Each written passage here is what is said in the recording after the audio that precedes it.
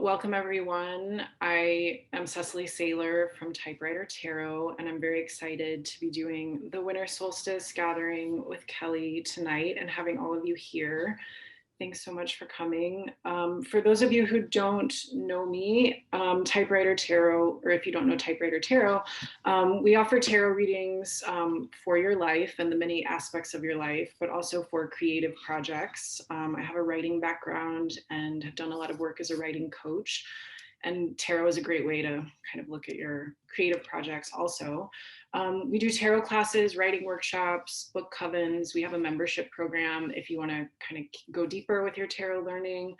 And we have a program called Cosmic Rescue, which is actually how I first met Kelly, which is conversations with creative people that involve tarot. And we're going to bring that back in 2021.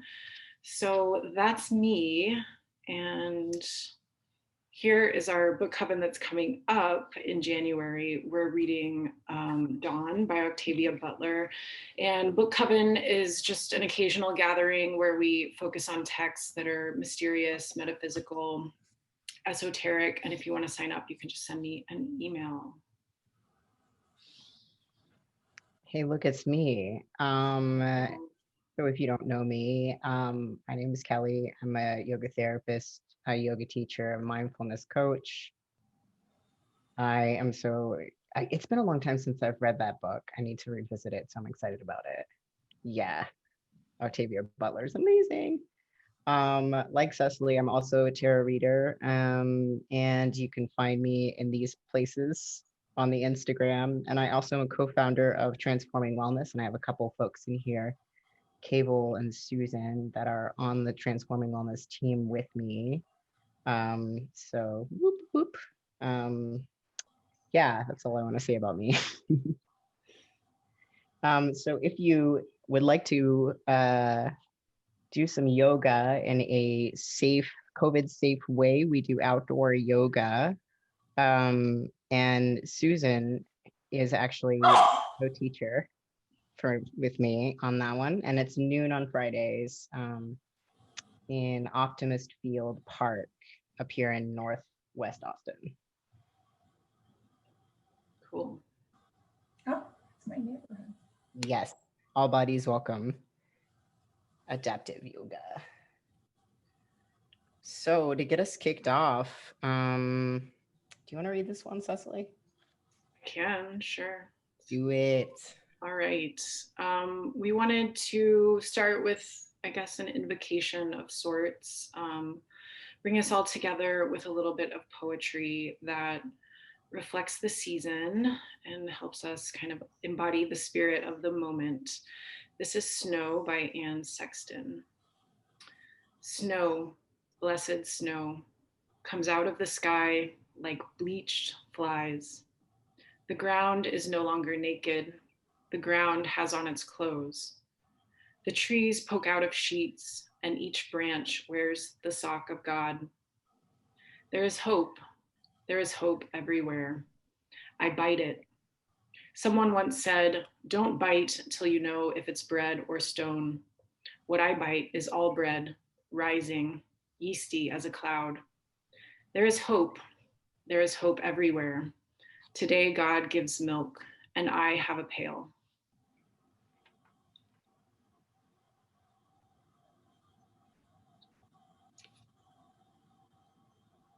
Kelly selected that poem, beautiful selection. And here we are at the winter solstice. And of course, for anyone, for much of my life, I thought the winter solstice was purely about the alignment of the earth and the sun and nothing more. But there is much more to it, and we'll be taking you through that tonight. But it does all start with the placement of the earth and the sun.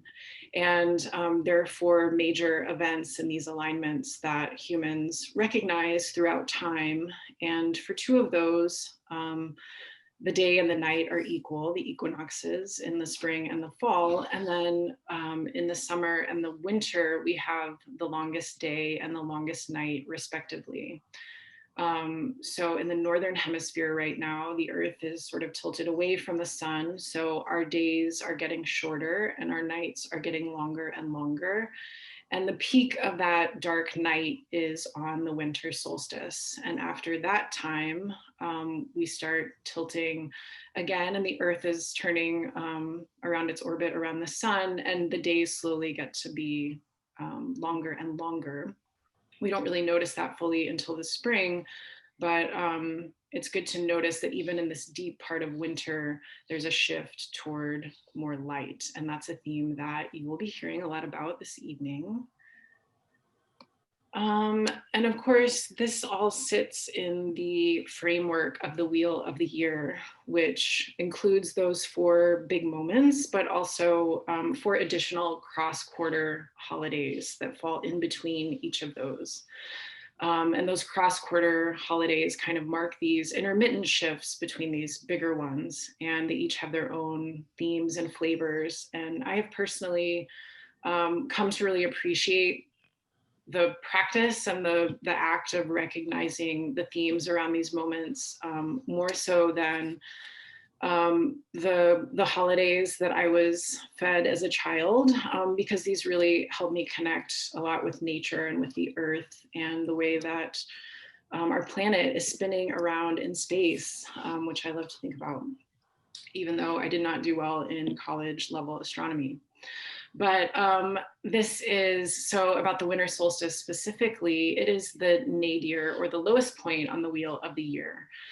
So through the past 6 months, everything has completed and died. So we've been at Samhain, which was the last stop on the Wheel of the Year. That's the final fall harvest, the last of 3 harvests. So everything that's been growing and pulled from the earth for human sustenance, all of that is now beginning its death process more fully. Just a second. So through the preceding 6 months, everything has completed, died, and been released until hope and light are born again in deepest winter. I really love this quote. This is from a book that I've come to appreciate by Jane Meredith, called Rituals of Celebration. One second.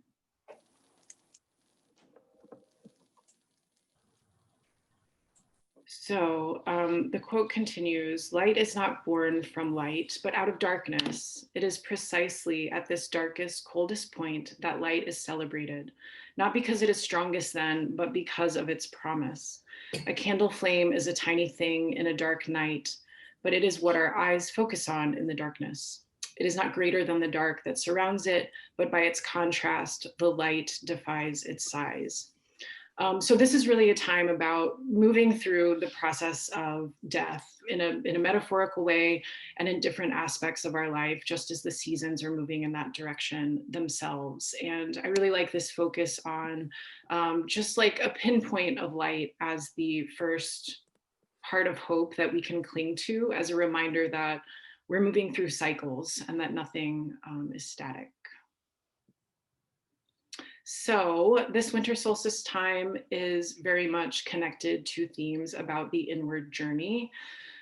We talked about the longest night already, and these are some of the things that flow out of that idea. So the land is laying dormant and fallow and resting between harvests, and we are doing the same.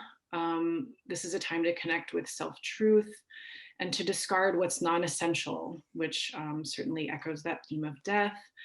This is a time to honor the hearth and the home and your family and your community, and also to think about what it means to really believe in the process of growth and renewal, even when it's really, really hard to find hope sometimes, especially in 2020, it seems. Oh, hey, it's me. Back to you.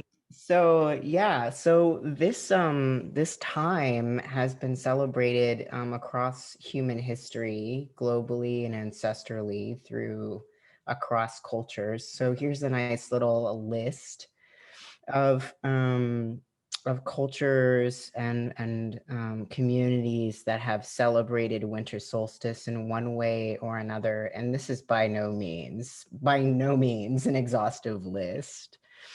And I think what I was gonna do, so primarily we are gonna be focusing on the sort of European ancestral traditions, because that's me. That's what I know. But what I would really love is if you have practices regarding, winter solstice for you. I'd love to hear about them, because often we're coming from the framework of sort of the wheel of the year specifically. It comes from a Wiccan framework, which is sort of like very broadly and generally an amalgamation of European traditions that have just sort of been kind of distilled down into some basic ideas.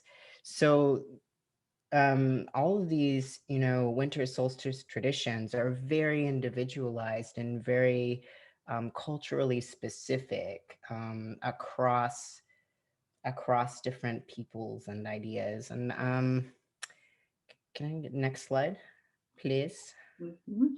Yeah, so this is us. So there are many festivals that are still celebrated today in Europe. That are kind of observing the winter solstice. So the Montal Festival in Cornwall, the Newgrange Gathering in Ireland, Callanig in Cardiff, Wales, and St. Lucia's Day, and Yule in Scandinavia. And then when you're looking at sort of the many, many, many offshoots of modern paganism, ancestral reconstructionism, and witchcraft, we have Hellenic and Roman, which is Saturnalia, pagan Slavic, which is Kolida, the Germanic paganism, heathenry, or Asatru, which is Modernit, and we'll go over that a little bit. That's Mother's Night. And then, of course, the Wiccan Yule. So this, again, is by no means an exhaustive list. And I believe the next slide, yeah, we're going to talk a little bit. So Melissa, and also, Marissa, if you'd like to chime in about your experience of Newgrange, you might recognize these pictures. So, Melissa, go ahead and unmute yourself and tell us about your experience in Newgrange in Ireland with the winter solstice. um, let's see. In a nutshell, so it was definitely one of the most life-altering experiences I've had in my adult life. My husband and I went to Newgrange last May. We were there just after the spring equinox and the festivals of Brigid. And we went into the central chamber at Newgrange, which, yes, I would love to do that at solstice. winter solstice, but I've heard it is like Woodstock there at the winter solstice and really, really hard to actually get inside. So in the center of the burial mound slash ceremonial mound, this like pediment you can see in the middle, the transom in the middle photo, that's the entrance. And then there's like a box above it. And it was built 3,500 years before the pyramid.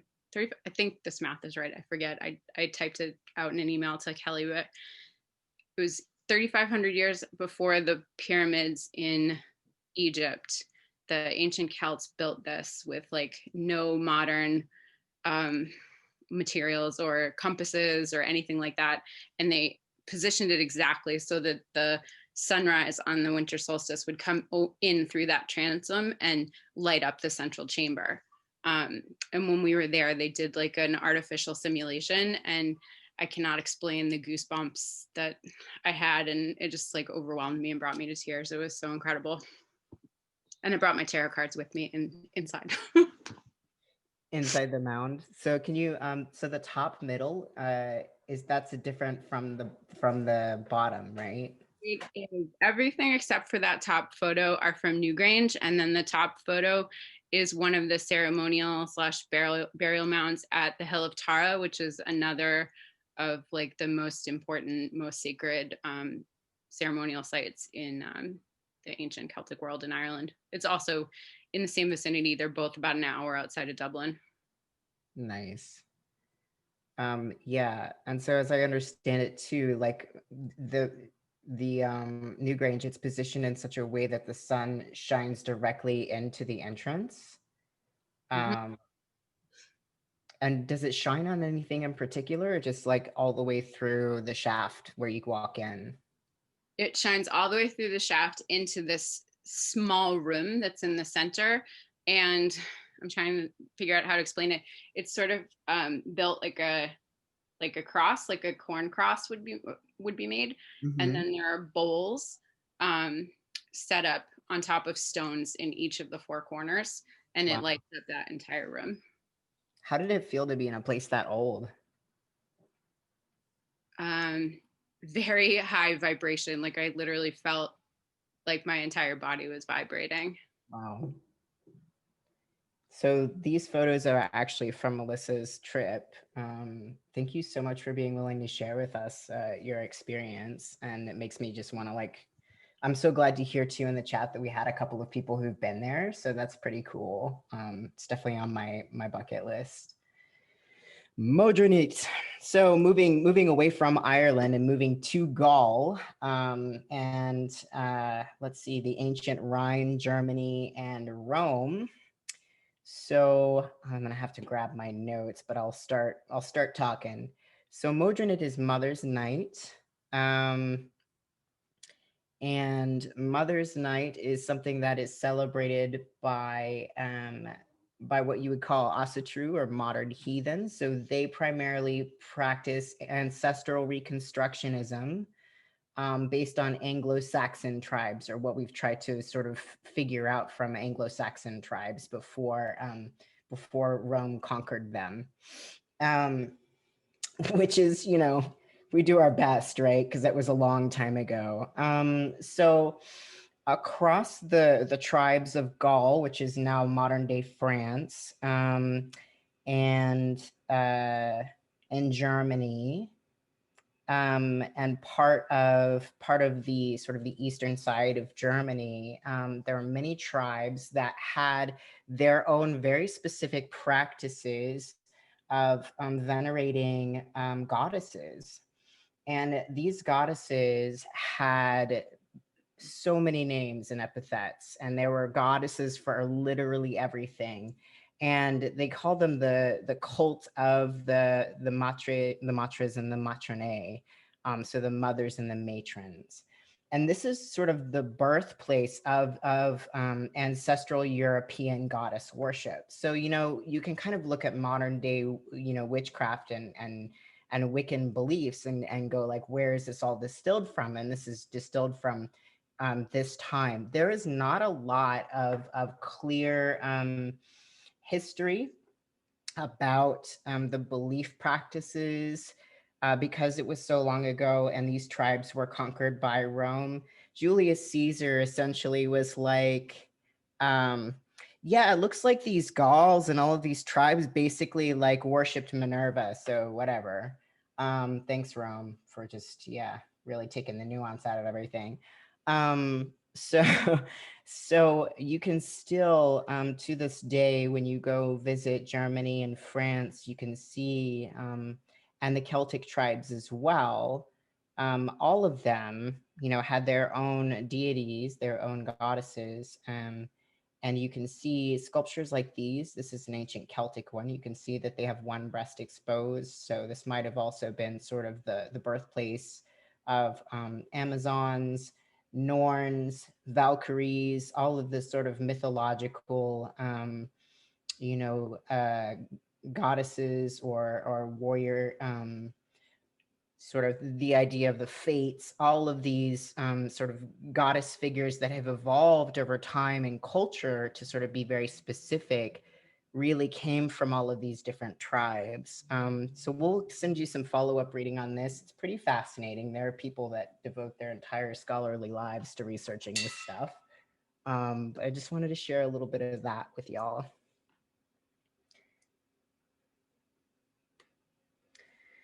So another thing that's sort of come across cultures and time for all of us is the veneration of the sun the life-giving qualities of light, heat, and the power to generate new growth.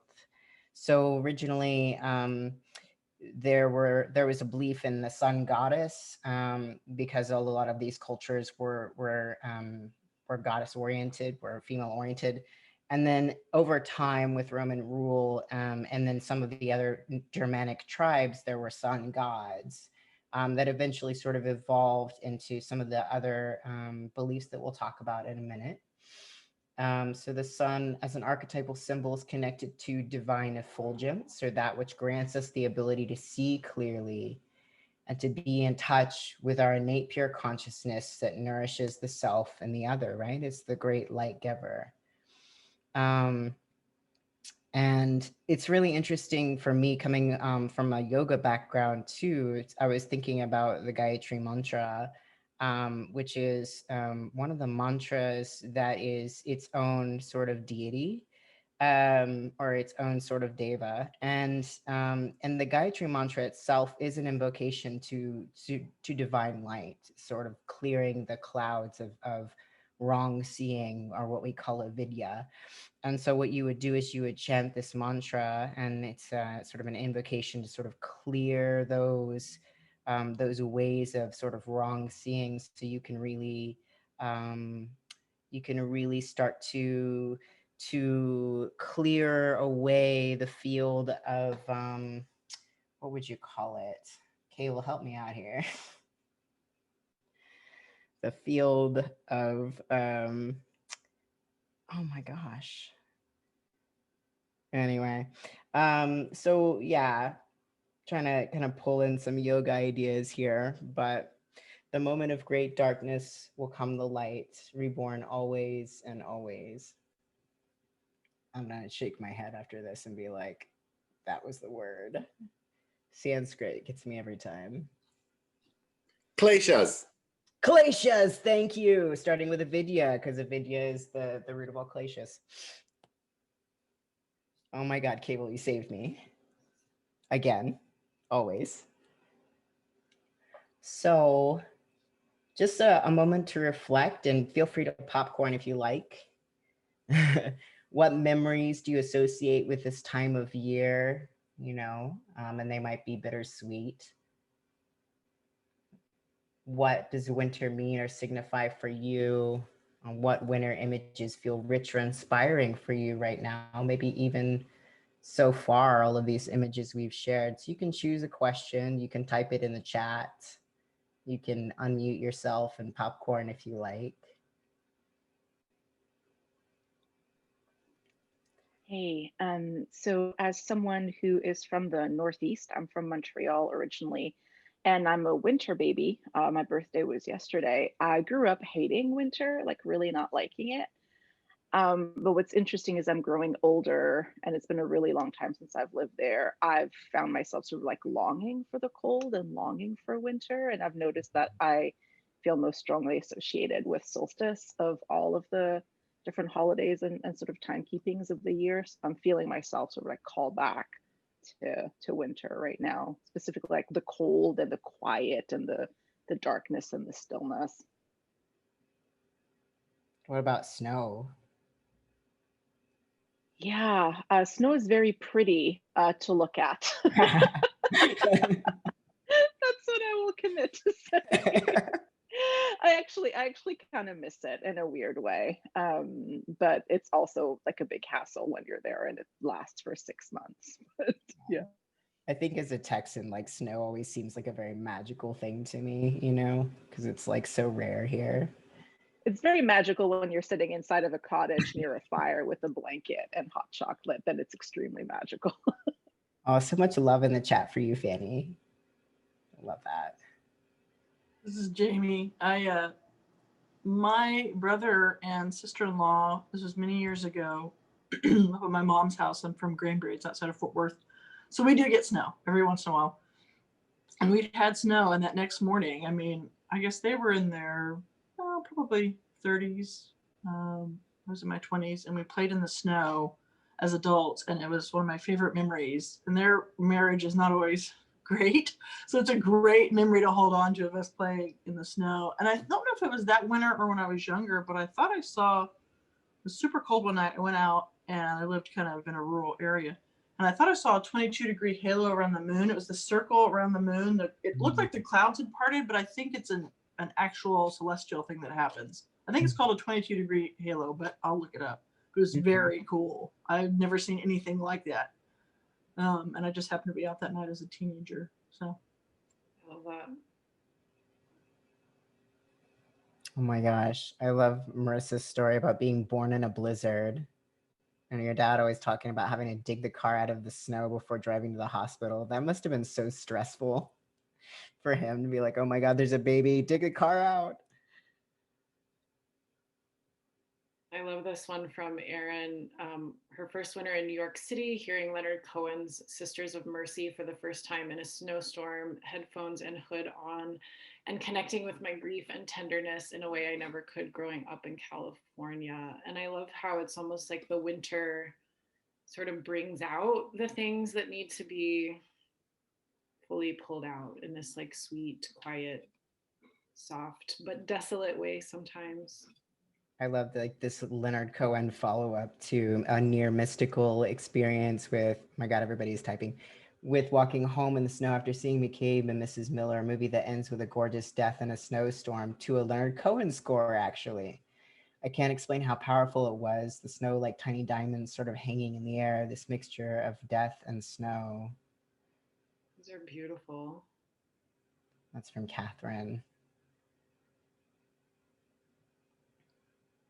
Oh, I see someone's the one who gets up early and lights the fireplace. Tammy, something that your grandparents used to do when you were little.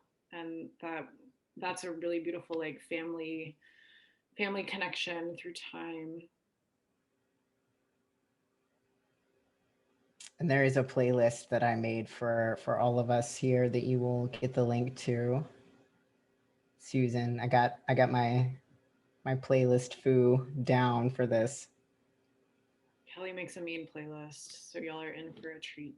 It's a love language. Yes, Cable, I love it when you turn into a crab and cook all the food because the food is amazing.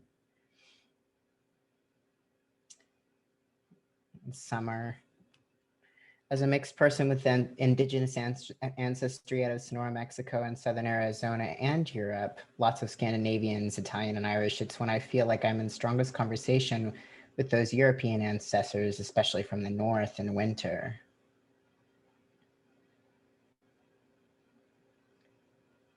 Tori's Winter, yes, that is a very, very good song.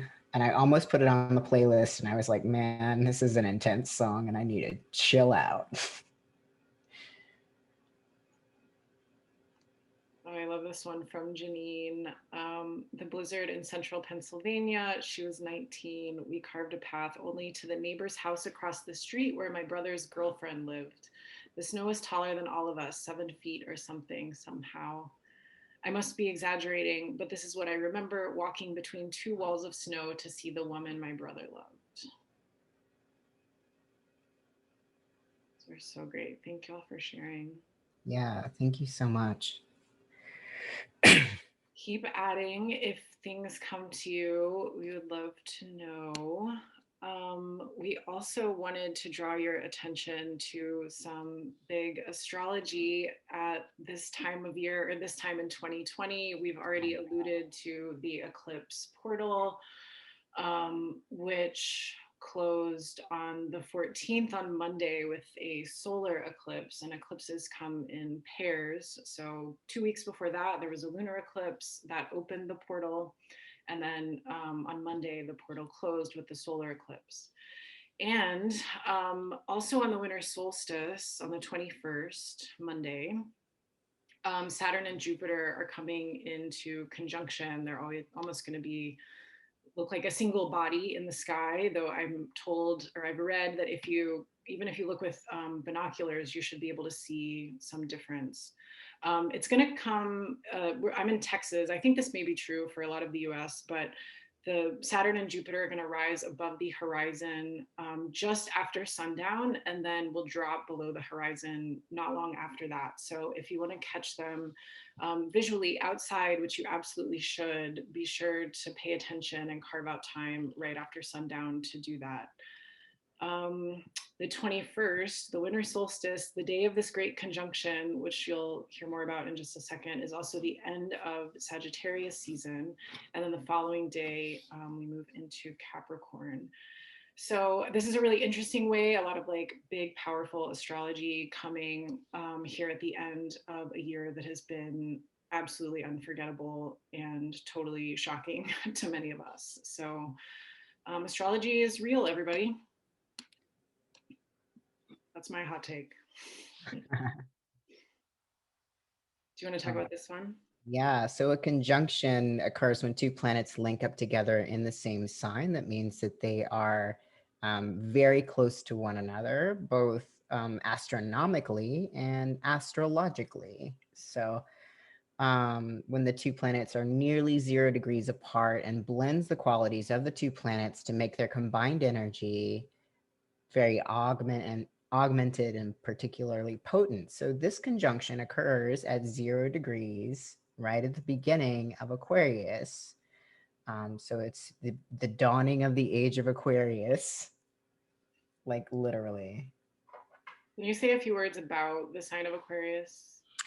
Yeah, the sign of Aquarius is sort of the sign of the of the zodiacal rebel in a lot of ways.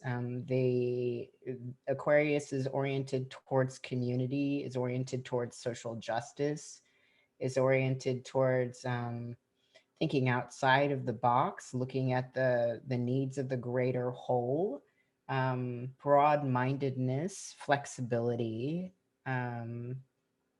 Anybody else want to popcorn in terms of Aquarius? I know we have some sun sign Aquarians in here. Looking at Meg. I feel like you hit the nail on the head there. Yeah, I think that Aquarian energy is very big picture and trying to see the scope of humanity. And yeah, just the need to break down structures and recreate something all on our own, which is beautiful and also, you know, problematic. If you're an Aquarian or have that energy, you understand that sometimes we create problems for ourselves to undo later. But in this sense, it definitely feels like this collective, you know, destroying of certain structures and re-envisioning what that can look like together. Yeah, Aquarians are the futurist visionaries of the zodiac.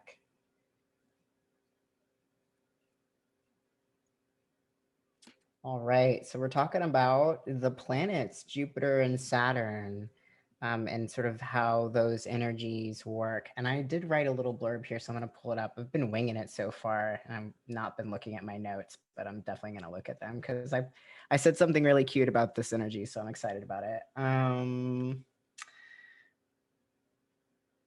And then we're almost to plant magic.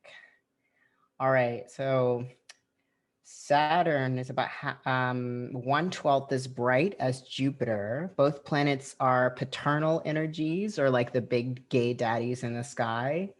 So Jupiter rules Sagittarius, and it's expansive and focused on good fortune, financial and energetic abundance. It's a beneficent energy and almost always ameliorative in all of its aspects with other planets. So we can think of Jupiter as on par with a sugar daddy energy, always emotionally and financially warm, passionate, supportive, abundant, fun-loving, and loves insight through knowledge. So it's kind of like King of Wands meets King of Pentacles in the Jupiter and Saturn conjunction, where Saturn rules Capricorn and represents agriculture, civilizations, and social order, conformity, and restriction. Sometimes restriction can be very generative. So Saturn is often associated with fathers or authority figures. In childhood, discipline, rules, and regulations imposed on us by our authority figures from parents, teachers, and the like are not always pleasant, but they actually help us to understand the world around us. Similarly, Saturn's lessons actually help us to grow. They help us to substantiate thoughts and values into material reality. So Saturn, I believe, is then moving out of Capricorn and into Aquarius, which is going to be a really interesting shift because at this point, Saturn is in its home, sort of Capricorn and Saturn are together, right? So Saturn is in Capricorn, it's in sort of its home planet, and it's going to be shifting into Aquarius. And we added these 2 tarot cards because the devil is the tarot card associated with the sign of Capricorn, and temperance is the card associated with the sign of Sagittarius. So the devil and Capricorn and Saturn kind of all line up because the devil is that energy that really asks us to reckon with like the arrangements we have in our lives, or like lifestyle patterns, or the things that create certain boundaries and structures, and whether we're actively participating in them through like conscientious choice, or if we've sort of given ourselves over to some kind of power structure without a lot of awareness. So when you kind of deal with the devil, you create a lot of awareness around what those boundaries are, and what freedom means versus what is restriction. Whereas temperance is this card of kind of flowing with the movement of the world around you, or the cosmos around you, kind of finding this energy of a little more passivity or easiness, not necessarily passivity, but acceptance. So it's interesting for these 2 planets to come together, one of them with all of these restrictions and constraints and ideas of boundaries, and this other one with like expansive knowledge and gratitude. Yeah, and I was gonna say temperance too is like that card of alchemy, right? And that's definitely kind of how Sagittarius works. Sagittarius is a fire sign and is very oriented towards the acquisition of knowledge and understanding, and is a teacher sort of energy. And one of the amazing things about being a teacher is that you take from many different sources and you're able to alchemize, a common truth amongst all of these things. And so what I really like about this idea of Saturn moving out of Capricorn and into Aquarius is we're really looking at all of the restrictions, and all of the sort of rules and regulations that have kind of created our structures, and doing some hardcore Aquarius energy with that and being like, I don't know if I like authority and rules. I don't know if like this is even like what even is this? Why is this even here? So there's a big like kind of freeing, cleaning of house energy that can come from this. And there are many astrologers that you might check in with. Chani Nicholas is one that I really enjoy, but there are so many that can talk about this conjunction in depth. But if we wanted to, we would be here all night talking about it. It's a big energy. So I definitely recommend y'all kind of look into it and read about it, because there's lots going on. Awesome. Now, do you want to introduce Meg, Kelly? Sure. So Meg Houston, Seed of the Star, is a friend of mine and an amazing plant witch and herbalist. And if you are not following her on Instagram, you should. Absolutely, do it right now. Yes, Do it right now to learn all about the local flora here in this area, and sort of the medicinal qualities that you can find in your backyard. So if you have been really wanting to explore plant medicines and plant magic, I've learned so much just in such a short amount of time from Meg, and asked her to share with us some festive ecology for winter solstice, some of the many plants that we kind of work with during this time. And so, yeah, please do share. I'm so excited.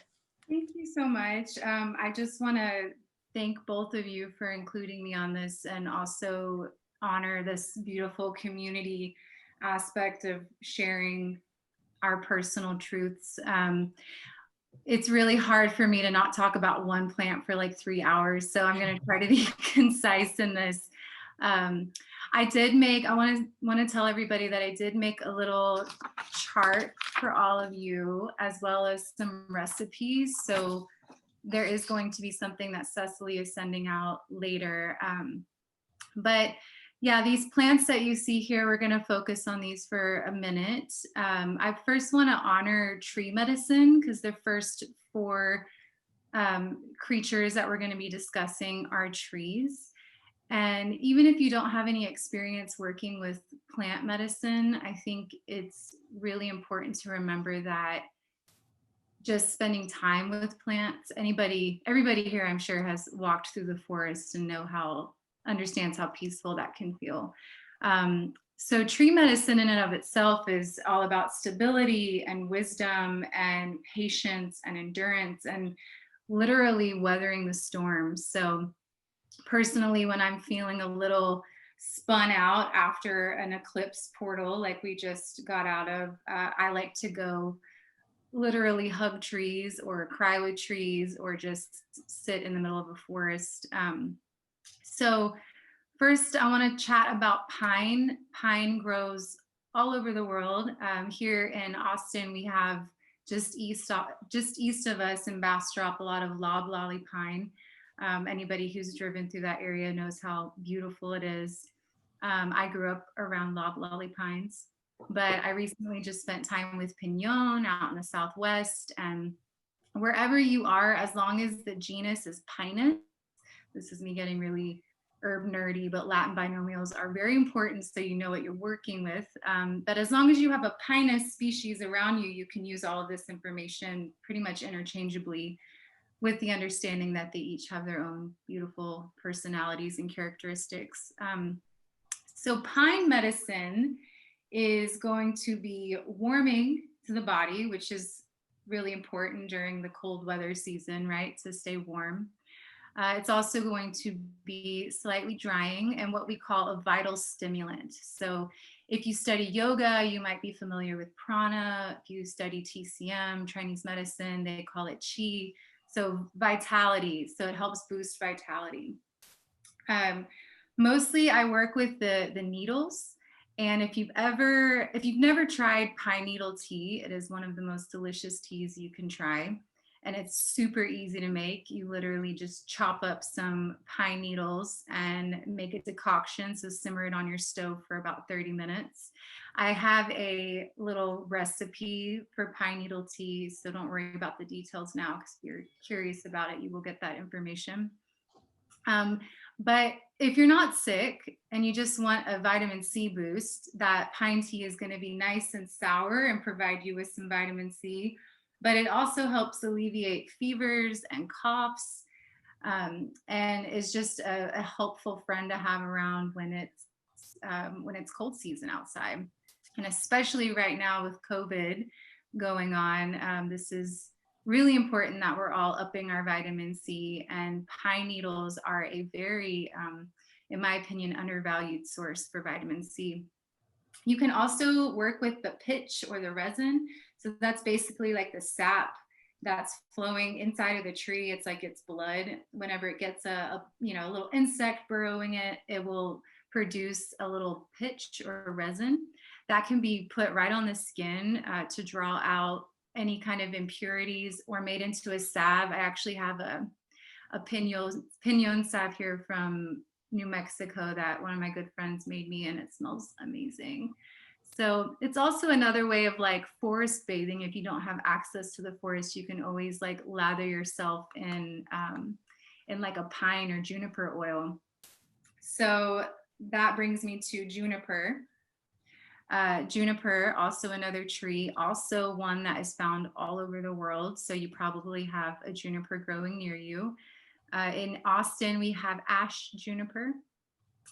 As a queer person, juniper is a very important plant to my experience of being here on this earth. It is a dioecious plant, so its reproductive parts are found in different plants, and it also has the ability to change genders at any point in its life.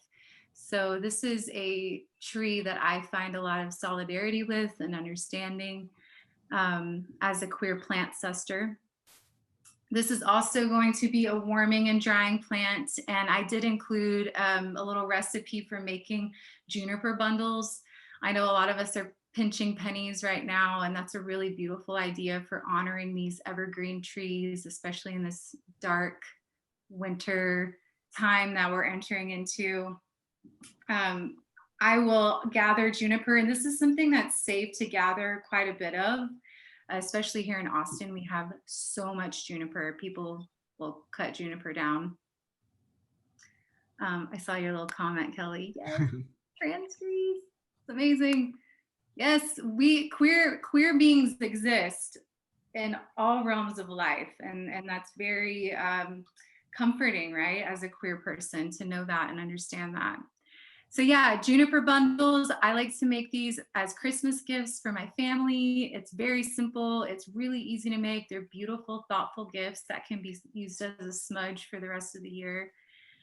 And then juniper salve or oil is really easy to make too. This is something that you can go use the leaves or berries of and make it, just infuse it in oil and have this beautiful juniper salve to help warm up the body. This is really helpful for arthritis or any kind of cold, stagnant conditions. Another lovely tree, we have a lot of beautiful live oaks here in Austin. Oak is one of those trees that when you hang out with, I read somewhere that it takes like 20 years just for them to grow like 20 inches in diameter. So when you see those giant oak trees, like they're very, very, very ancient. I want to touch upon each plant, so I won't spend too much time on this, but I will say that oak is a very important food source. Indigenous folks have worked with the acorns for a long time. And also it's a local bioregional substitute for witch hazel. So this is something that can be made into a decoction of the bark or leaves and used on the skin in replacement of witch hazel. So local remedy. So think about when you're using an astringent, you want to think about kind of like leaky, weepy skin. So cases of like bleeding gums, like a mouthwash, or hemorrhoids, that would be, or even like tightening of kind of lax skin. Oh, thank you, Kelly. Just got your little message. I would definitely recommend spending some time with oak and really considering working with oak instead of witch hazel, like I said, because bioregional herbalism says the whole idea is that we work with the plants around us in our environment, because the environment that we're living in, right, is the environment that we're interacting with. And so it's from like a sustainability perspective, but it also just makes sense that other creatures that are growing around us are also the ones that are going to help cure what ails us. I also, when I was speaking at the beginning about tree medicine and spending time with finding stability, I feel like oak is the tree that I go to when I'm just like, that's like I love what you said, Kelly, about like big daddy energy, because I think of oak like big Saturn, big daddy energy, when I'm just like, I want to be held in this like big Papa Bear embrace. So oak is definitely that kind of medicine for me, and super accessible. I can go hug one like right out my front door. So I'm sure most of y'all can too. Moving on to holly. Holly is, most people know the little like pokey leaves and the red berries, beautiful evergreen. And this is definitely like a classic, you know, Christmas, holiday, winter solstice kind of plant. I don't really work with Ilex aquifolium, which is a holly that we know and we see pictures of. Yeah, so you can see Holly and Yopon actually on the screen. Those are both in the same genus. They're like cousins. I do work with Holly as a flower essence though. So right before those berries turn into berries, they're sweet little flowers. And a flower essence, for those of you who don't know, is going to be the vibrational medicine, kind of the most woo-woo of the esoteric medicine. And I will say that I'm somebody who, Virgo moon here, very skeptical, and I want all my research and I want to know. And when I first heard about flower essences, I was like, I'm gonna have to try this, like little essence and water. How does that work? And I will tell you, I have, I am definitely. Hi, little kid. That was adorable. Who needs to mute? Yeah, so the flower essence of holly, I actually wrote a quote from the Bach flower essences, from Mr. Bach himself. For those who sometimes are attacked by thoughts of a kind of jealousy or envy, revenge, or suspicion.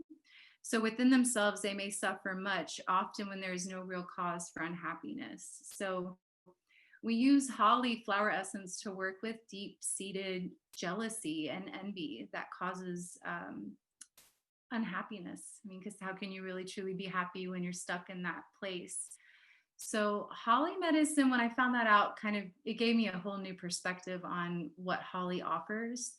I look at the prickly leaves and I think of like when we've become prickly to other people, when we make assumptions, this remedy really floods us with positivity and understanding of the fact that we are okay and we are loved, and we can alchemize that hatred or envy into something really beautiful and move past it. I wanted to mention Yopon because that is our local in Austin. If you're here, that's our local holly, our Ilex vomitoria. Vomitoria, vomit, sounds like a very intense species, but that's because the berries are toxic. But we work with the leaves, and I'm sure most of you, if you live in Austin, know what Yopon tea is. It is high in theobromine, so similar constituents to both chocolate and coffee. But yeah, I see a lot of people commenting on that. It's also a relative of like yerba mate and guayasa. So you can think of some of these relatives. And what's cool about Yopon is that it is stimulating. It is definitely a stimulating plant. That's usually why people want to drink it. But it also has a relaxant effect on the central nervous system. So much like green tea or matcha, you get both this like stimulating effect and then this kind of calming groundedness in the central nervous system.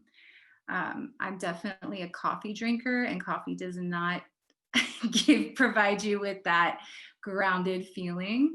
So if you need a little bit of boost, but don't want to get that spun out, Yopon is a beautiful local offering. Yeah, I was just saying, it kind of reminds me of mate in terms of how you feel when you drink it. Yeah, exactly. And they're relatives, which is really beautiful. And it tastes delicious. It's kind of like to me, like a velvety black tea. It's delicious. So good. I wanted to talk about the last four, just a few kind of kitchen witchery spices, herbs that we work with. I know everybody here is familiar with ginger, Zingiber officinal. Ginger is native to Asia, but I see it growing in Austin here too. And that's going to be everyone here I'm sure knows that ginger is like hot and spicy and diffusive. And if you don't know the word diffusive, what that means is think about kind of like stagnant, stuck energy dispersing outward. So I think about kind of cramps or stagnation in the gut, or perhaps some stagnation in the lungs. Diffusive plants help to bring that outward. We work with the rhizome of ginger, and my favorite ways to work with ginger are to relieve cramps and pain and discomfort associated with the abdomen. So both the gastrointestinal tracts and also the womb. So for those who have bodies who bleed, the process of menstruating is sometimes very painful and crampy and kind of stuck energy, and ginger, both topically and internally, is a very beautiful remedy for that. I also love ginger because it's really accessible. There's a lot of, fancy herbs that are really hard to find, but we can go in our grocery store and find ginger all the time. Ginger also acts as like a digestive and heart tonic. So drinking a little bit, every day is definitely something that can be helpful. But I will say, if you tend to be a very hot, kind of fiery, spicy person, and you find that you get a little irritated, overheated when you drink ginger, you might want to cool it a little bit, because ginger is a fiery plant. So it's like adding fire to fire. This is a season of oranges and grapefruits right now in Austin, and citrus is a very important medicine to work with. Most of us, are familiar with eating the fruit, but really the medicine is there in the pith and the peel of the orange. I like to work with orange as a bitter tonic to increase digestive enzymes and to help clear the lungs of phlegm and heat. So you can just throw some orange peels. Actually, every morning I use either orange, lime, or lemon juice in my water, and then I chop up the rest and boil the citrus and drink that. And that boiled peel ends up being kind of bitter, but it definitely helps me feel clear and decongested. Cinnamon, we all know cinnamon very well. And I feel like, cinnamon kind of gets pigeonholed into just this tasty little thing that actually has a ton of beautiful properties and is very much like a solstice Christmas spice. It is warming and demulcent, and it's so cool that it comes from a tree. Like, when I think about that, I'm just like, can y'all imagine being in a cinnamon forest? Oh, it sounds like dreamy, like I could put a hammock up and sleep there. And ginger is going to help also relieve inflammation in the gut and in the lungs. It's also a very, very undervalued aphrodisiac. It's a very sexy demulcent plant. It helps bring moisture to the tissues, and it's something that I definitely add to like milky oats or any of my kind of like juicy love tonics, because not only does it taste good, but it helps get the juices flowing. And we all need to stay warm in the winter, so that's important to mention too. And lastly, rosemary. If you live in Austin, we are so lucky to have these beautiful rosemary bushes all around us. This is a mint family plant, so she is very tenacious and vigorous in the way that they grow. And this is an herb for memory and remembrance, but for me also very much like a spiritual heart herb. So when we're feeling low, when we're feeling a little down, rosemary can help lift the spirits. Sometimes I just rub my hands around some and put it in my hair, and I immediately feel better. And when you drink rosemary tea, it's actually going to, or take the tincture, it actually helps clear stagnation from the liver too, which is often part of why we're feeling down. If we have this kind of backup overload of hormones, then our liver is exhausted and we're not actually able to process all of those feelings in our body. So I will end with that. I will say, if you choose to work with any plants and go out harvesting, I always use Robin Wall Kimmerer. She's a indigenous person in the United States who has this beautiful book called Braiding Sweetgrass. I highly recommend Braiding Sweetgrass to everybody. Totally changed my life. And she talks about being in right relationship to plants before you harvest. So I highly recommend when you see the first plant that you want to harvest from. So for example, a juniper, introduce yourself, say hi, cut your hair. I love giving offerings of my hair, bring them water, and then ask permission. And if you're in tune in the right way, you'll know if it's a yes or a no. So practice being in right relationship and always bring an offering, because these are living creatures, and it's really beautiful once you start working in relationship with them and going back to the same stands. It's definitely been a source of comfort for me through this pandemic. When I didn't have people to go to, I always had my plant friends to hang out with. And yeah, there's a recipe in here for a little solstice potpourri and also a folk method digestive elixir. So I hope that y'all feel inspired to do some plant magic. And also I saw one of my dear herb friends, Summer Jo, was in here. So I just want to give her a shout out too, because she's amazing and also an amazing herbalist to follow as well. So thank you. We appreciate y'all. Thank you so much, Meg. That was amazing. Yes, Meg, thank you, thank you, thank you, thank you. We're so honored to have you here. And Summer, please, if you have an Instagram we should be following, please drop it in the chat for us. And Meg, you added those like special treats and the recipes. It's so wonderful. Thank you. Love that. Okay, so just want to check in with y'all. This is a lot of info. We're like 37 minutes in. We still got like an hour to go. So if you want to go to the bathroom, grab some more tea, if you want to take a minute or two to like brain break, because I'm going to start talking about neuroscience here in a minute. So if you'd like to just take a minute or two, feel free to do that. Because this is pretty cool and I don't want to overwhelm. So just checking on the temperature of the room. Feel free to throw in the chat how you're feeling, or step away if you like to for a minute.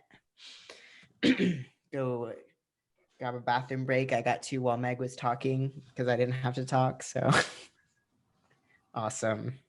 Feel free to stand up and stretch a little bit if you like. Move around.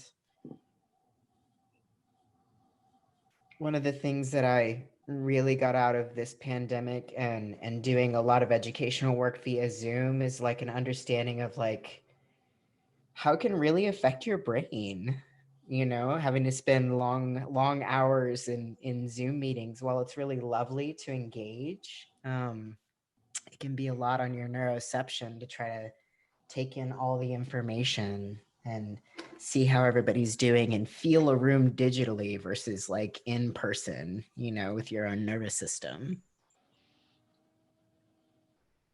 I'm just gonna wax poetic nerdily into the void while we're waiting for people to come back. We could try some witty banter. I don't have any like dumb seasonal dad jokes or anything. Maybe someone does. What do you call a pile of cats? What? A mountain. Oh my God. I heard that from the 6-year-old I nanny, and I thought it was brilliant. That's the best. If anybody else has any like really cute dumb dad jokes, I'm here for it.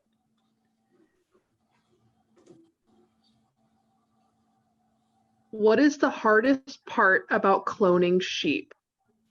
What? Staying awake during inventory. Oh my God. I wish that I got it, but I don't get it. Like counting sheep to fall asleep? Oh my God. Oh my gosh.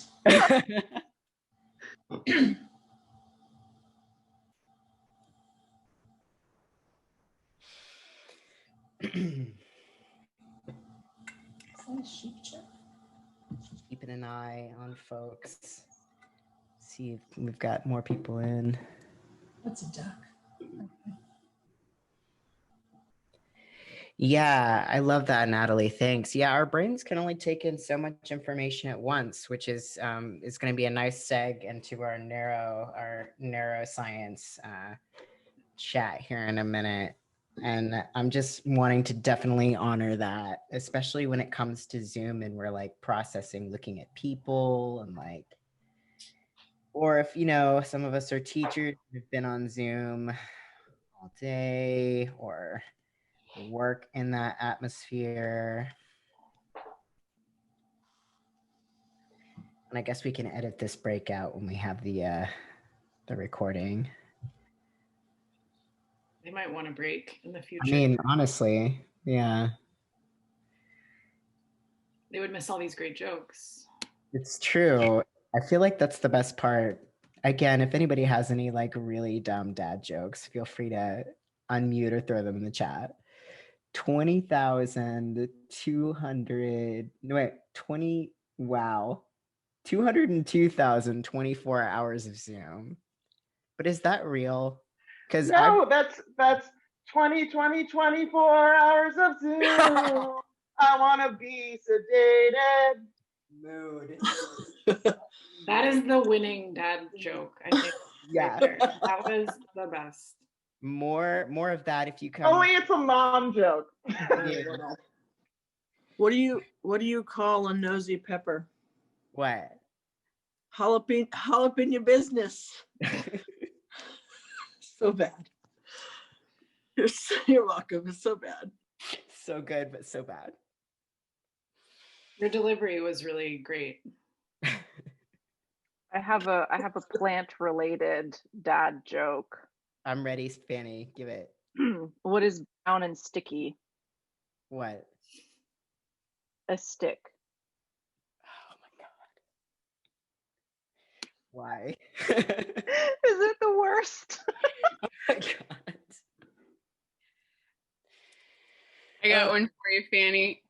An actual dad joke my dad used to love to tell from a book. I forget what it's called, but it's like the best worst jokes or something. What's purple and hums? What? An electric grape.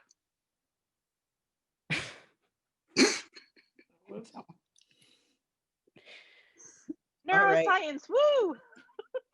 Neuroscience, here we come. Y'all ready for this? Okay, so I had this aha moment because I listened to what Fanny Priest told me, and I signed up with Sarah Chappelle, who's like a witchy business coach.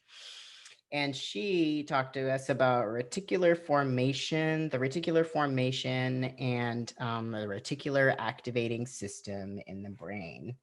And I think we go into depth in a Instagram live, Cecily and I, that's on my Instagram. So if you want to deep dive into this a little bit more, feel free to check that one out.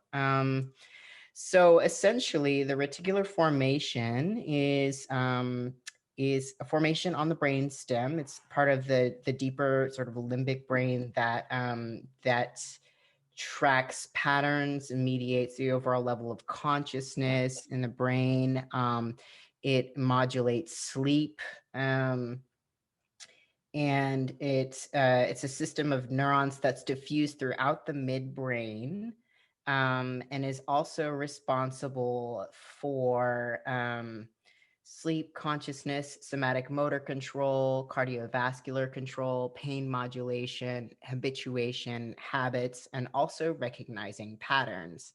So this is really cool because this is sort of the seat of how magic and intention setting works in the brain. So because our brains cannot possibly take in all of the sensory information that's sort of bombarded at us at every sort of microsecond that we're conscious, the reticular activating system is sort of like a filter or a gatekeeper for all the information that goes into our brains, and basically kind of picks and chooses sort of what we get in.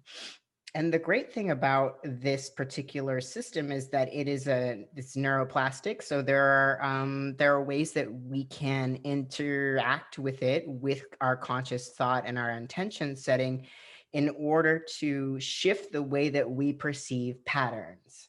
So human beings were like engineered to recognize patterns through our sensory input, because it's just faster, it's more efficient for our brains that way.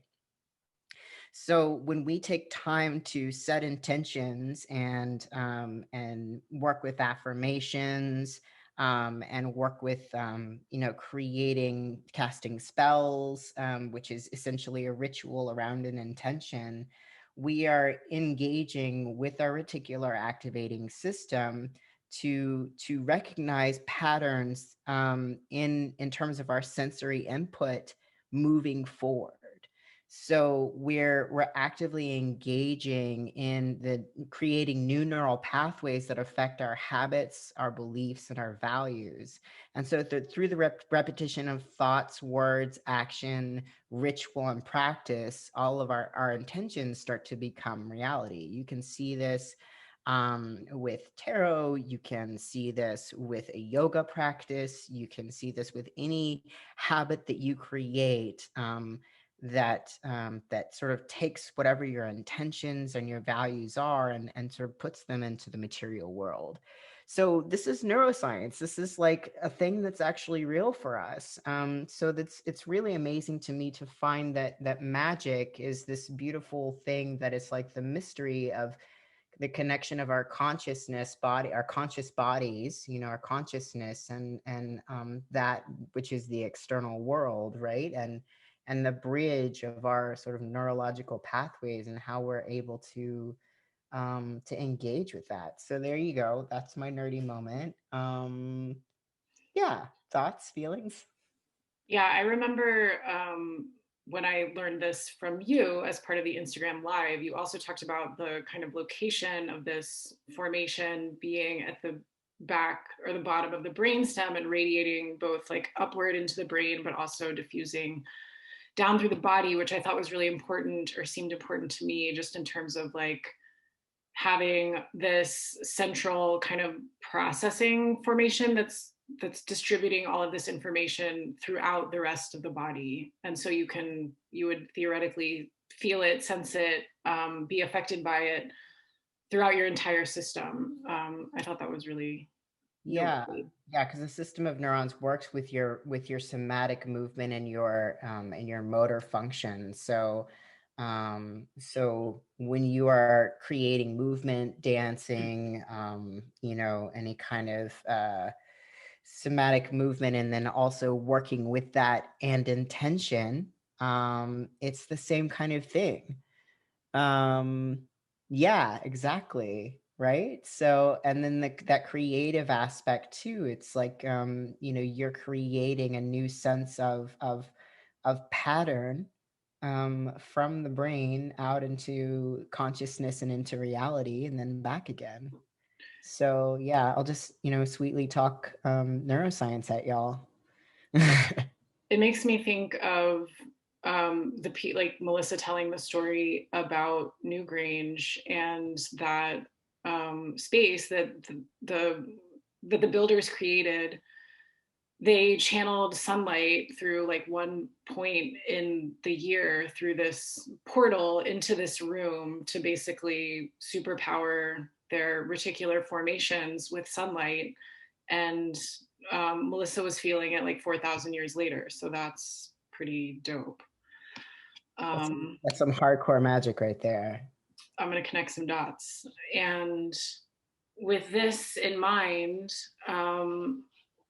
I want to encourage everyone to, if you don't already, kind of engage in some kind of intentional ritual to maybe think about doing that on the winter solstice and creating something that feels really natural to you, really organic, that's both like intentional and maybe premeditated, but also spontaneous.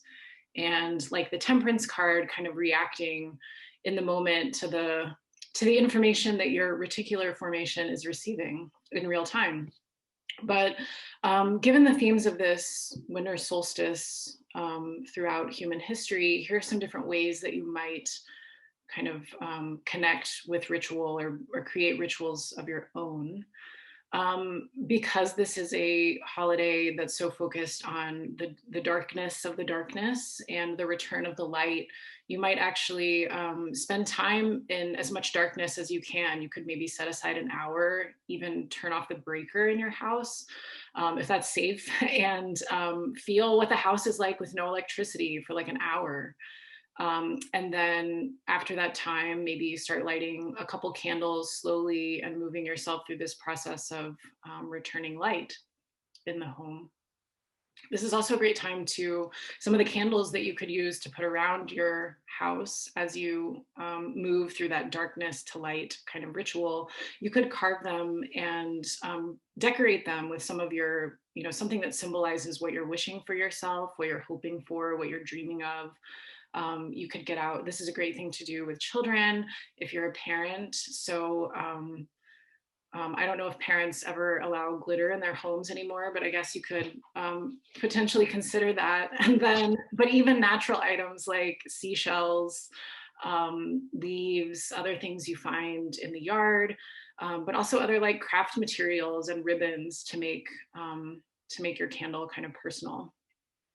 You might also get up early the following morning and watch the sunrise. So you literally connect with that return of the light. There are many festivals and celebrations that go all night. So that's part of the way you honor the moment is you spend, you're awake through that dark night and you're awake when the sun is rising. Lighting a fire at this time, if you have the space and it's safe to do that, is another great thing. Drumming, chanting, shouting, or dancing around that fire or not around a fire are also great things to do as well. Because this is, so there's such an emphasis here on the death process and this kind of like, reckoning with the self. Because when we sit in darkness, we really do have to be alone with ourselves. And so this can be a way to like sort of expel from your nervous system a lot of energy that's residual from the year. Another thing you might do if you're bold enough is write down a long list, a really specific list of some of your fears around this time or things that are changing and shifting for you, and maybe burning them in the fire and letting them go, getting rid of anything that kind of represents an old energy, whether that's like actual material stuff in your house or sometimes it's the way that you relate to people, lifestyle choices, things like that. Of course, Meg gave us a wonderful lesson in all of the plants we might work with at this time. And there are more that you can turn to for cooking and feasting. Because we're moving into this final month of the year, this would also be a great time to do like a year ahead tarot spread where you pull one card for each month, or creating a vision board, wearing all white, all black, or just when you're outside in the coming days and weeks, noticing little new signs of life that may just barely start to emerge, only probably if you're living in the southern part of the US. But as the days grow longer and longer, being on the lookout for just the tiniest sprout can kind of, that always excites me. Let's see, we also wanted to talk a little bit about some of the tarot cards for this season, starting with the Hermit, which was also the subject of another Instagram live on my Instagram channel with Kelly on Monday. Should I pause for any questions, or we good? Yeah, which deck is that one from? The Hermit? Yeah, the one on the right is from the Modern Witch Tarot. And she's very modern there with her laptop. And you can see the kind of echo between these two cards, the one on the left being from the Smith Rider-Waite deck.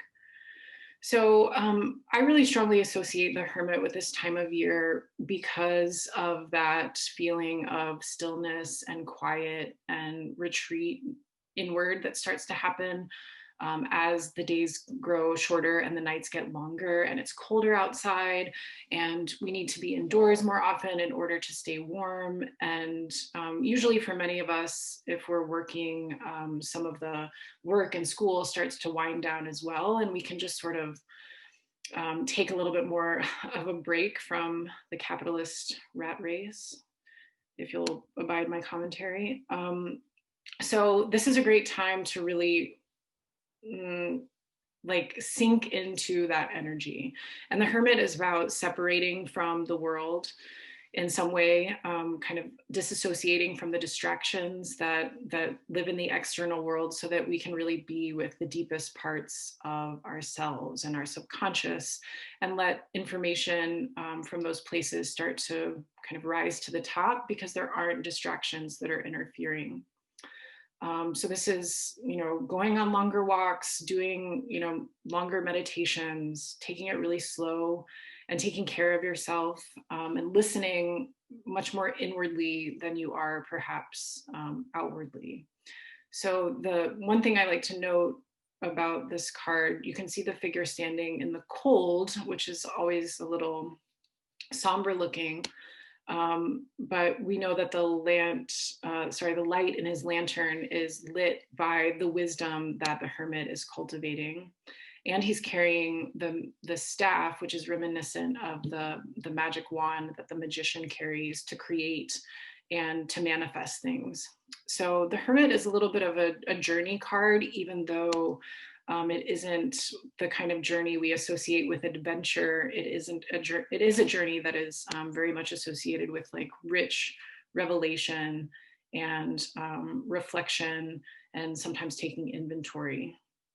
And of course, as we get to the end of the year, this is a time where we reflect on everything that's happened and kind of make decisions about the future.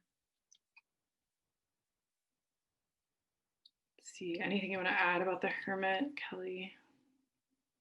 Yeah, so different archetypal energies to think about, would be sort of the village wise person, the village elder, thinking about the medicine woman, crone energy, really being, I think many of us here in this group are sort of healers, and I think sometimes we can feel that it's a bit selfish, to withdraw, but it's so generative and so nourishing for us to take that time for ourselves to really connect with the things that matter to us, to connect with the heart of the self, and then for me also to connect with nature, because I want to note that the Hermit here is pictured outside in nature. And I'm reading Spell of the Sensuous by David Abram, and it talks about sort of the role of the hermit, or of the sage, the wise person in indigenous community, of being that bridge between nature and the human world, and being able to sort of interpret those spaces, and being that intermediary with the wisdom of the plants and the wisdom of the animals, and sort of being that space. And so we can be that space for ourselves, and I think that especially as healers, that is a really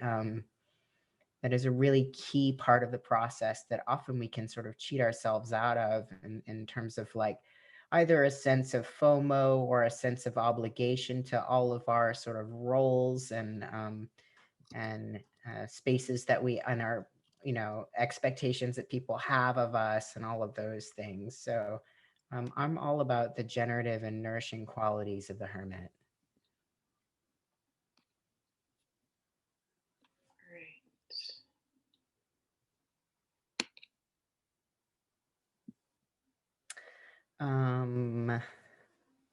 So speaking of the Hermit, I have a meditation for y'all. If that is something that y'all want to do, it is a bit longer. We could do the meditation, or we could move forward to some of our other little things that we've got to share, which is a tarot reading.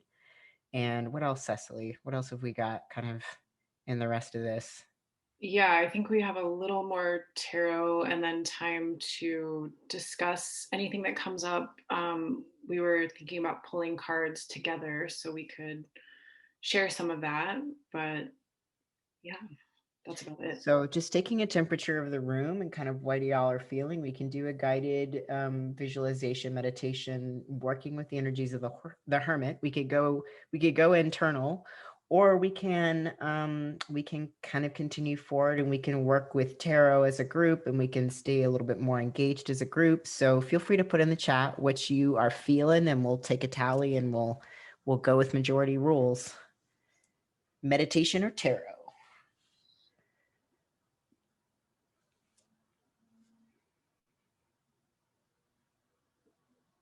And either way, you'll get the meditation in the email. So we'll record that separately and send it if we all end up on tarot land. You won't miss out on anything, we promise. I feel so conflicted. Either way, you're going to get both. All right, cool. Yeah, big mood to like pass out. It's, and then me, it's going to be like yoga nidra style. Just be like, yes. All right, tarot it is. All right. We gave you extra homework, Kelly, but everyone gets the meditation, which is beautiful, and y'all will love it. We also wanted to bring in the sun card because this is also a day about the return of the sun.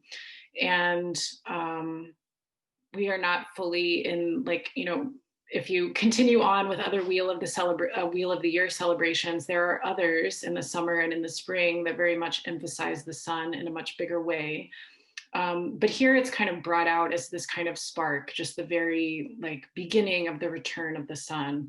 And when Kelly was talking about the triple goddesses before, in some cases those show like different stages of life through the archetype of the woman and the goddess. And in a lot of these Wheel of the Year celebrations, they'll focus on a different aspect of like what the goddess is participating in, and what the sun or the sun god is also, what phase the sun is in as well. So this is kind of the rebirth of the light. And so it is an important time to think about the sun and its significance, though the sun does play a role in really every holiday on the Wheel of the Year. But yeah, so the sun in tarot is associated with like the inner child and this awakening of this part of ourselves that is still innocent. And I mean innocent insofar as like what the soul wants and loves and what it finds joy and pleasure in before it is taught by energies like Saturn energies and Emperor energies how to live and exist in the world. So of course we get socialized and we're taught a lot of things about what happiness and joy and fulfillment mean. But the sun is really about like what internally for us is the most joyous, fulfilling.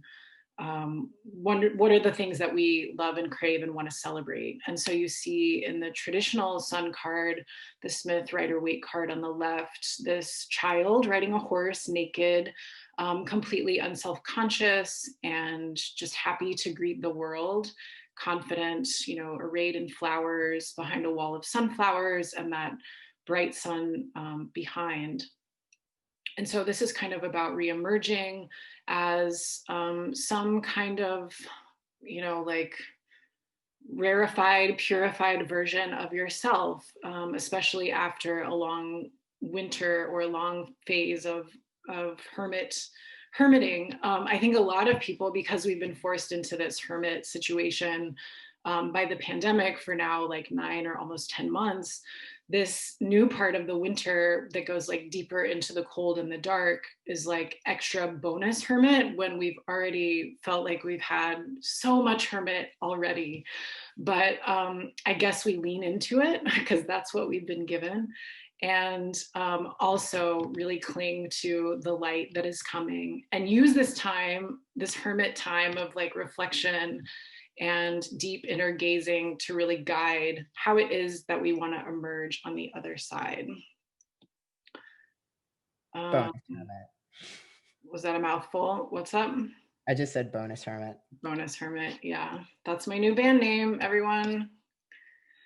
So I wanted to show them to you side by side, and you can see the contrast here, of course, a little more starkly. So this cold, kind of barren landscape on the left, and the somber hermit looking down, just being guided by this small version of the small light source that is coming from within, versus the sun kind of bursting forward with this intense energy.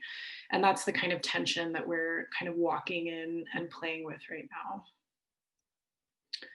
So, Kelly, do you want to talk about these real quick before we get to the tarot spread? For sure. Yeah. And any thoughts and feelings on, so I think for me, I've had a lot of the sun energy come up a bit more, kind of at the forefront than as much the hermit. Hermit's definitely like, just like a background energy that I'm always like all about. But this time the sun has been really a potent force for me in terms of really embracing my ideals, my way of moving through the world and being seen. Oh my God, Fanny, you and I are like on the same wavelength. Okay, so these books, yeah, let me just quickly blurb these. Kelly, something happened to your microphone. Can other people hear Kelly? I literally muted myself, sorry y'all. Oh, okay, great. I completely forgot how to use You're done, moving on, just kidding. And I'm done. Okay, so I'm just gonna give you a quick blurb about these books. Okay, so Queer Magic, if you don't know, you should just get it. Just get it. So a wide variety of pagan paths, many forms of modern magic and mystery hold the expectations that all parties are heterosexual, cisgender, and in many cases white. In Queer Magic, Power Beyond Boundaries, there's a diverse and passionate collection of authors and artists who break out beyond that belief and explore how being LGBTQ plus is not just acceptable when exploring magic, but powerful. So utilizing the diverse tools of queer activism, education, and storytelling through academic essays and first-person narratives to comics and poster-style art, this intersectional group exposes a world beyond what so many magical practitioners have presumed is normal. The reality is that magic, whether in Wicca or voodoo, heathenry, or polytheism, has been fueled by people and systems beyond the binary for millennia. For many within, magic and queerness are not separate, but deeply entwined pieces of identity, worldview, and culture experienced together always. But you don't have to take my word for it. Drag queen magic, inclusive witchcraft, magic for healing and survival, and many, many, many more.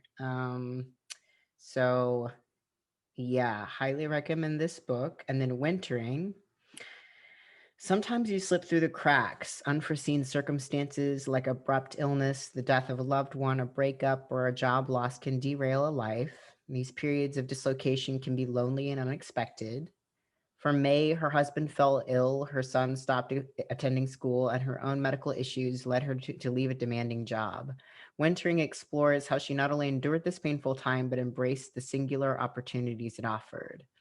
A moving personal narrative shot through with lessons from literature, mythology, and the natural world, May's story offers instruction on the transformative power of rest and retreat. Illumination emerges from many sources: solstice celebrations, Dormus hibernation, C.S. Lewis and Sylvia Plath, swimming in icy waters, and sailing Arctic seas. Wintering invites us to change how we relate to our own fallow times. May models an active acceptance of sadness and finds nourishment in deep retreat, joy in the hushed beauty of winter, and encouragement in understanding life as cyclical, not linear. So that's those two books, and those are my recommendations for y'all. And we'll include these in the email you get after this. I feel like we've missed something, which is the tarot spread. We also Kelly made a playlist that you're also gonna get.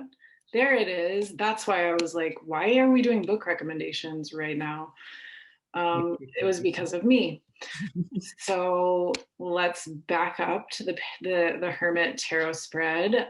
And we're going to be taking, this little spread has you pull 3 cards, but the first thing to do is to get out your Hermit card and your Sun card and take them out of your deck first and foremost.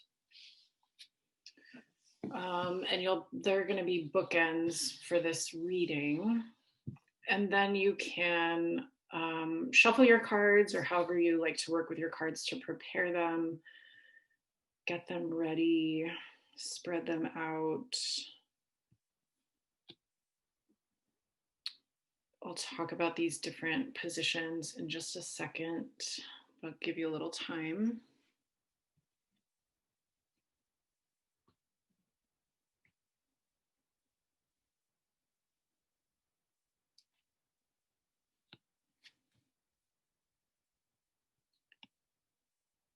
So this 3-card spread, we came up with some questions that kind of move you through the Hermit energy toward the energy of the Sun, just as the Earth is moving all of us human beings on that same trajectory at many miles an hour. So this first question is about what aspect of yourself you're traversing at this time. And so we talked about the Hermit being on a journey, and but a journey that is inward looking.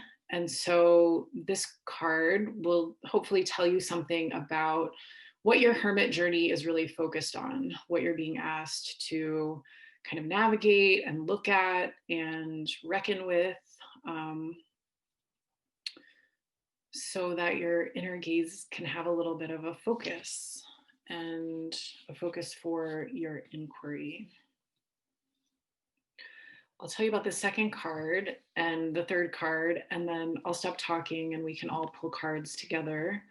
But the second card is about how you can find your way. And this is sort of like the lantern of the Hermit. What does that lantern represent for you? What's a guiding light? What can you focus on or cultivate? How can you be so that you can help yourself navigate this aspect of self that obviously needs attention, but of course, self-reflection is always a challenge, which is why they call it the work.